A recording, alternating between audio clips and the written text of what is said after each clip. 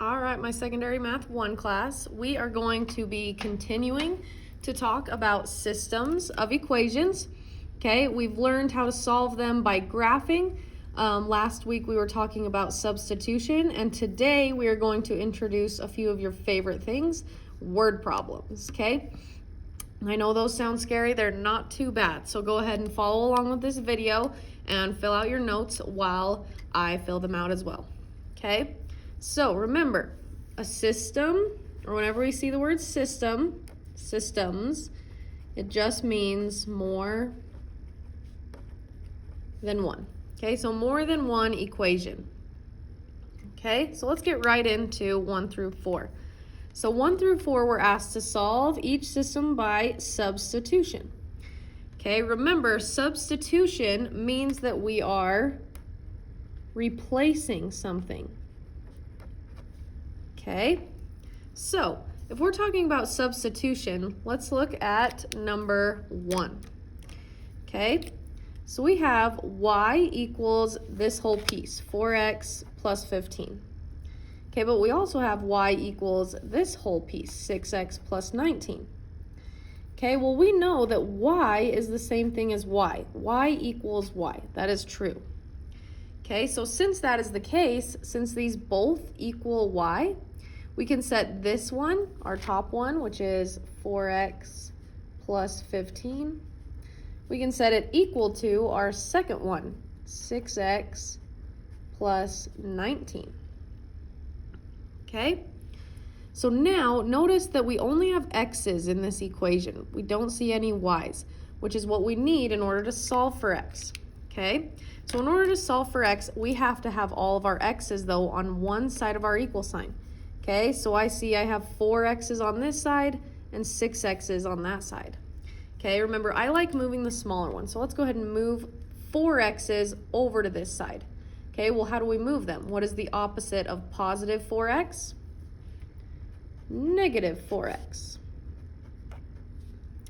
Okay, so what we're left with is 15 equals 6x minus 4x, which is going to give me 2x and plus 19. Okay, now we can go ahead and start solving for x because all of my x's are on one side.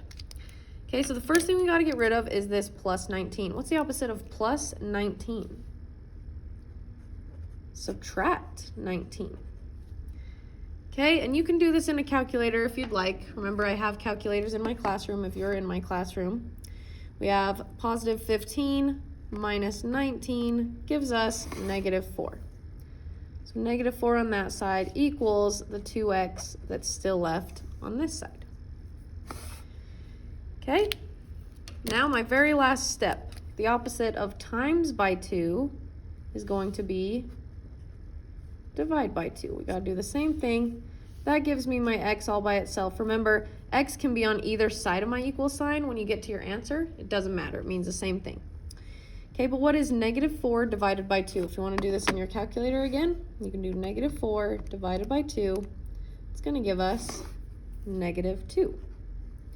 And there's our x answer. But remember, that is not our final answer. In a system of equations, our answer is always written as a coordinate point with x, comma, y. Okay, so for number 1, we found the x part, which is negative 2. Okay, so how are we going to find this y part? Well, we're going to take this x and replace it, substitute it for where we see an x. And guess what? You can do the top one or the bottom one. I'm just going to do the bottom one. Okay, meaning this bottom equation, I'm going to take this negative 2 that we found and plug it in where that x is. So now I have y equals, all right, 6, it used to be an x, now it's multiplying by negative 2 plus 19. Okay, and now we can solve for y. Okay, so what is 6 times negative 2? Remember, we have to do multiplication before we add. PEMDAS, or order of operations, tells us that. So what is 6 times negative 2? Negative 12. Okay, and then we can add our 19.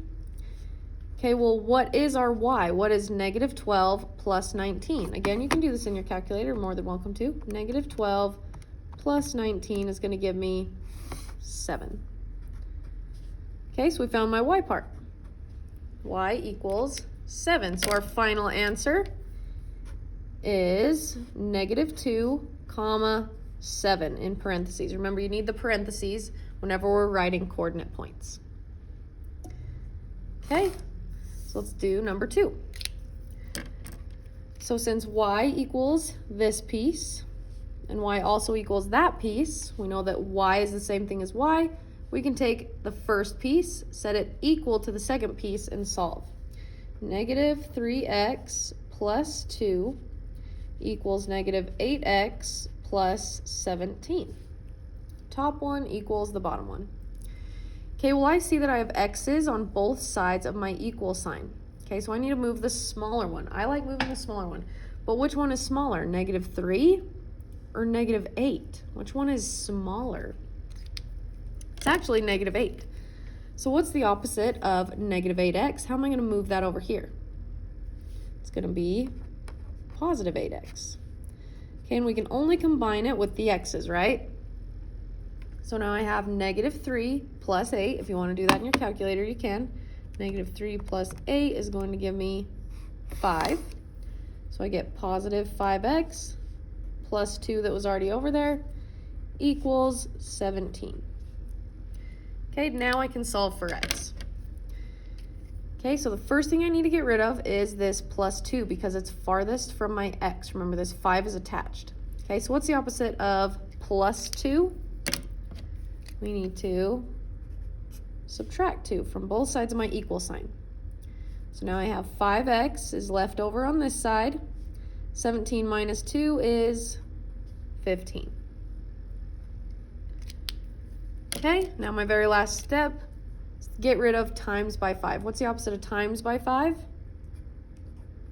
Divide by 5.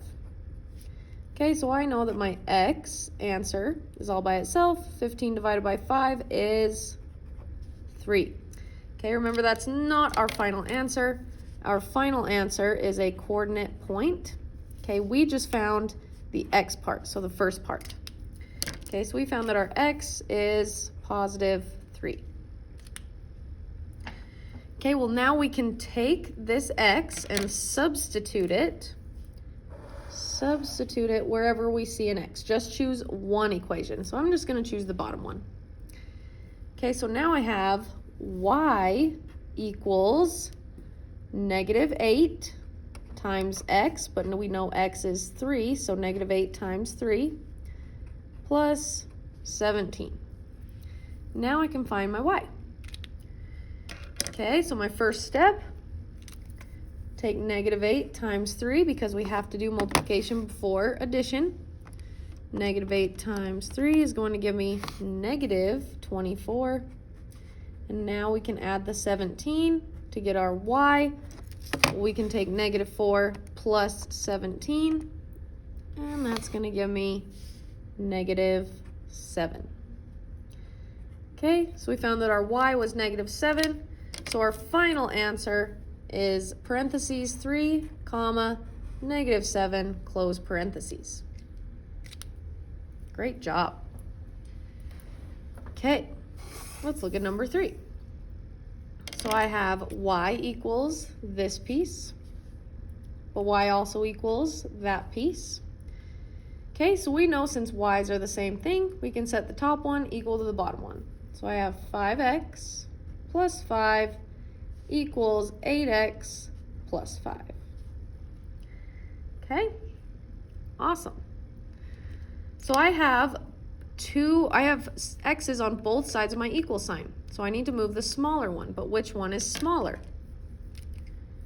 5 is smaller than 8, so I'm going to move the 5. Well, what is the opposite of positive 5x? Subtract 5x. Okay, and that's going to move him over here. So I get 5 is left on this side. 8x minus 5x's is 3x, and plus 5 that was already over there. Okay, now I can go ahead and solve for my x. Okay, 3 is attached to the x, so that means we have to get rid of this plus 5. Well, what is the opposite of plus 5?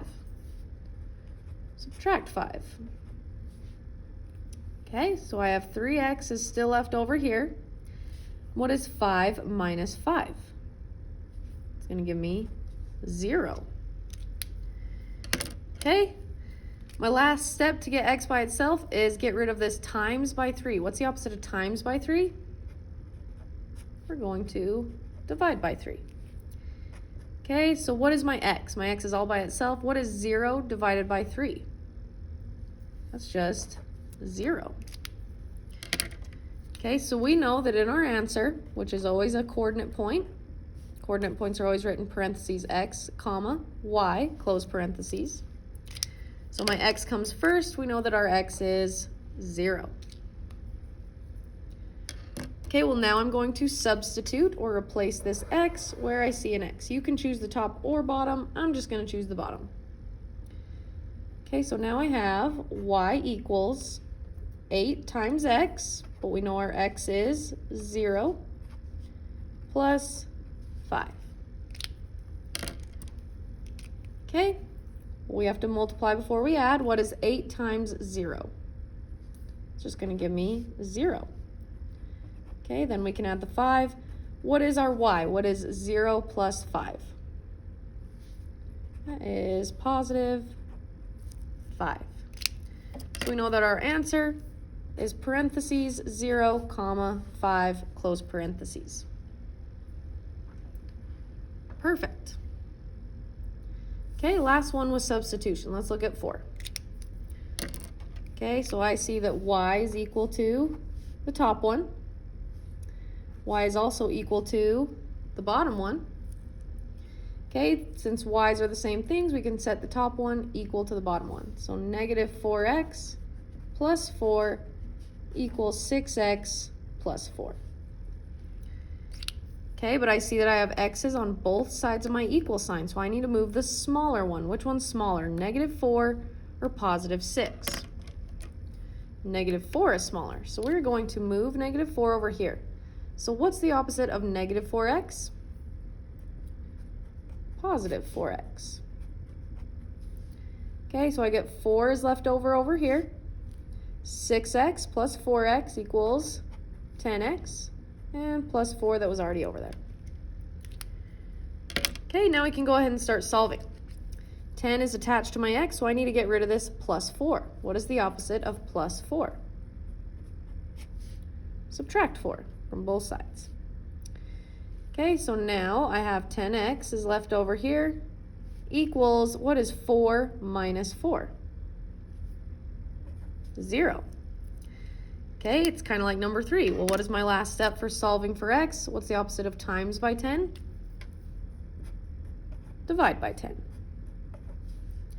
Okay, so my x is all by itself, so x equals, what is 0 divided by 10? That is 0.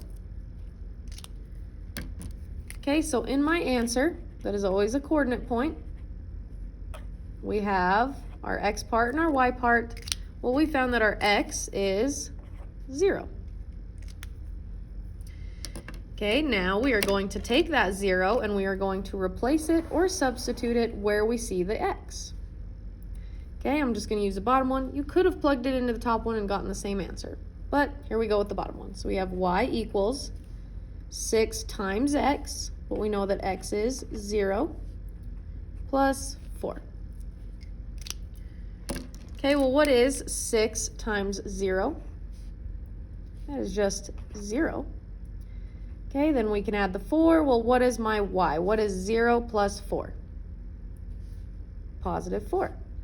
So we know that our y part is positive 4.